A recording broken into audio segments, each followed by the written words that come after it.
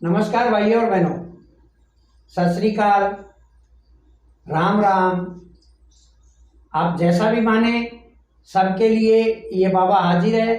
और ये वीडियो आपके लिए मैं लेके आया हूँ कि आप जो गलतियाँ करते हैं उन गलतियों के वजह से आपके अंदर रोग आ जाते हैं। आज मैं ऐसे 10 प्राकृतिक वेग बता रहा हूँ जो इस शरीर में होते हैं, शरीर में घटित होते हैं। और कई बार होता है कि हम उनको रोक लेते हैं।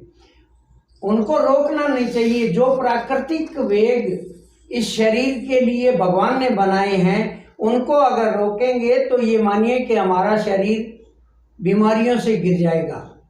तो सबसे पहली चीज आपको बता रहा हूं, कभी भी छींक आए तो नहीं रोकना होता है, बड़ा खुल के छींक लेना चाहिए। ये जब छींक आती है, प्राकृतिक जो छींक आती है, तो उससे हमारा रोम रोम खुल जाता है और एकदम से हमें छींक आने के बाद में बहुत ही आराम महसूस होता है। तो इस प्रकार कभी भी छींक के वेग को नहीं रोकना चाहिए। दूसरी चीज होती है डकार। हमें खाना खाने के बाद में डकार आती है, और वो तब आती है जब हम खाते हैं तो खाना खाने के साथ में कुछ वायु हमारे आमाशय में चली जाती है, उसी को ही पेट बाहर को निकाल देता है, तो वो होती है डकार। अगर आपको खाना खाने के बाद में डकार आती है तो मानिए कि आप स्वस्थ हैं और इसको कभी नहीं रोकना है। हाँ, खाली पेट अगर आपको डकारें आ रही है तो ये मानिए कि आपके शरीर में कुछ गड़बड़ हो गई है, लेकिन रोकना नहीं है। चाहे खाली पेट हो चाहे भरपेट हो, डकार आए तो उसको नहीं रोकना है। तीसरी चीज होती है खांसी। कई बार खांसी हो जाती है तो हम क्या करते हैं कि आगे हाथ दे लेते हैं और खांसी को बंद करने की कोशिश करते हैं, जबकि खांसी को कभी नहीं रोकना चाहिए। हम आगे हाथ दे के बस इतना कर लेते हैं। खांसी को जितना पूरा आएगा उतना ही ये बलगम को बाहर निकालेगी और हम ठीक होते जाएंगे। अगर बलगम बाहर नहीं निकला तो ये हमारे फेफड़ों में जम जाएगा और एक दिन यहाँ तक कि हमें दमा रोग या टीबी भी हो सकती है। इसलिए खांसी के वेग को कभी नहीं रोकना चाहिए। चौथी चीज होती है अधोवायु, जिसको हम आम भाषा में पाद मारना कहते हैं। बहुत से लोग पब्लिक व्यू में होते हैं तो वहां अपनी अधोवायु को रोक लेते हैं, और इस डर से कि लोग मुझे कहेंगे कि तेरे अंदर बदबू आ रही है या तूने अधोवायु छोड़ दिया यानी पाद मार दिया। तो कभी भी घबराना नहीं चाहिए, कभी सोचना ऐसा नहीं चाहिए कि लोग क्या कहेंगे, क्योंकि ये प्राकृतिक वेग है। प्राकृतिक वेग को रोकोगे तो आप में बीमारियां फैल जाएगी। और अगर आपने अधोवायु को रोकना शुरू कर दिया तो आपके कब्ज रहनी शुरू हो जाएगी, आपके पेट में कीड़े पड़ने शुरू हो जाएंगे। आंतों में कीड़े होते हैं, 6 प्रकार के कीड़े होते हैं, वो कीड़े पड़ने शुरू हो जाएंगे। और बहुत ही जब कब्ज शुरू हो गई तो ये समझे कि गैस भी बनेगी, एसिडिटी भी बनेगी या बदहजमी हो जाएगी। ये सब रोग अधोवायु रोकने के कारण होते हैं। तो कभी भी अधोवायु को नहीं रोकें। पांचवी चीज है पेशाब के वेग को।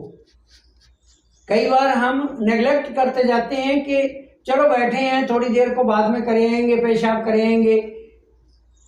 कभी भी अब बस में होते हैं तो एक मजबूरी हो जाती है, लेकिन ट्रेन में भी लोग बैठे रहते हैं। ट्रेन में तो सुलभता से शौचालय बने होते हैं, तो कभी भी आप करके आ सकते हैं। कभी भी अगर आपको रात को भी पेशाब लगे, यानी आपको सोने से पहले पेशाब करना जरूरी है और उठते ही पेशाब करना जरूरी है। ये 2 आदतें। बाकी दिन में जब भी आपको पेशाब हो तो कभी भी पेशाब की हाजत को मत रोकना, वरना आपके किडनी संबंधी बीमारियां फैल जाएगी और आपके पथरी भी हो सकती है, आपके किडनी में स्वेलिंग भी आ सकती है, इन्फेक्शन भी हो सकता है, कुछ भी हो सकता है। इसलिए पेशाब को कभी नहीं रोकना। छठी चीज है मल त्याग करने से रोकना। बहुत से लोग ऐसे होते हैं कि वो भागम भाग में ऐसे रहते हैं कि चलो 2 घंटा बिता देंगे कोई बात नहीं, 4 घंटा बिता देंगे कोई बात नहीं। अगर आप मल को रोकोगे तो मल अंदर सूखता जाएगा और आंतों में चिपकता जाएगा, और जब मल आंतों के अंदर चिपकना शुरू हो गया और आंतें एकदम मल से भर गई तो वही बात है कि आंतों में कीड़े पड़ जाएंगे, आपके कब्ज रहेगी, आपके अपच हो जाएगी, गैस बनेगी। इसलिए आपको कभी भी मल त्याग से परहेज नहीं करना है। जैसे ही आपको आदत हुई, दौड़ के आप जाइए और अच्छी तरह से मल त्याग करके आइए। इस वेग को भी नहीं रोकना चाहिए। 7वां वेग होता है हमारी नींद का, और ये नींद बीमारियों को ठीक करने में सहायक होती है। आपने देखा होगा बीमार आदमी को नींद नहीं आती, स्वस्थ आदमी को नींद आएगी। और हम अगर नींद को रोकेंगे तो पूरा शरीर में भारीपन आ जाएगा, दिमाग में भारीपन आ जाएगा। तो जैसे ही हमारी आंखों में नींद आए, चाहे एक झपकी लो, लेकिन नींद के वेग को रोकना नहीं है। अगर आपको निरोग रहना है तो सबसे बड़ी बात यह है कि नींद के वेग को आपको रोकना नहीं है। कई बार ऐसा होता है कि हम पब्लिक व्यू में ज़्यादातर हमें रहना पड़ता है, ऑफिस में रहना पड़ता है, सफ़र में रहना पड़ता है, तो हम 8वां वेग होता है हमारा भगवान की तरफ से बनाया हुआ, वो होता है उबासी। तो हम उबासी को मुंह के अंदर ही रोक लेते हैं। ऐसा नहीं करना चाहिए। उबासी कभी कभी आती है, और ये आती है तो कईयों को बहुत ही निरोग करके जाती है, क्योंकि उबासी एक को आएगी तो 2-4 पास में बैठे हैं उनको भी उबासी आएगी। और ये नींद आने का पहला लक्षण होता है उबासी आना। हमारा शरीर बोझिल हो जाता है, थकान आ जाती है, तो हमें उबासी आती है। उबासी एक संकेत होता है कि अब थोड़ी देर के लिए हमें सो जाना चाहिए। तो कुछ लोग होते हैं वो मुंह बंद कर लेते हैं और उबासी को वहीं की वहीं रोक लेते हैं। ऐसा नहीं, बहुत जोर से आपको उबासी लेनी है और चुटकी बजाते हुए पूरा मुंह खोल के आपको उबासी लेनी है। उबासी लेंगे तो आपकी आधी थकान दूर हो जाएगी। 9वीं चीज होती है हमारे शरीर का वेग, वो है आंसू। आंसू निकालना भी बहुत जरूरी है। कभी कभी हम दुख में अंदर ही अंदर घुटते रहते हैं, लेकिन आंसू नहीं निकालते कि लोग क्या कहेंगे, लोग हमें कमजोर कहेंगे। और कुछ लोगों की ये बात ही होती है कि मर्द कभी रोते नहीं है। अरे नहीं, मर्द को भी रोना जरूरी है, आंसू निकालना जरूरी है। अगर आप गम के अंदर रोओगे तो आपके आंसू नमकीन निकलेंगे। ध्यान रखना इस बात को, आंसू नमकीन निकलेंगे। और जब आपके बहुत ज्यादा खुशी हो जाती है तो एकदम से आंखों से आंसू टपक पड़ते हैं।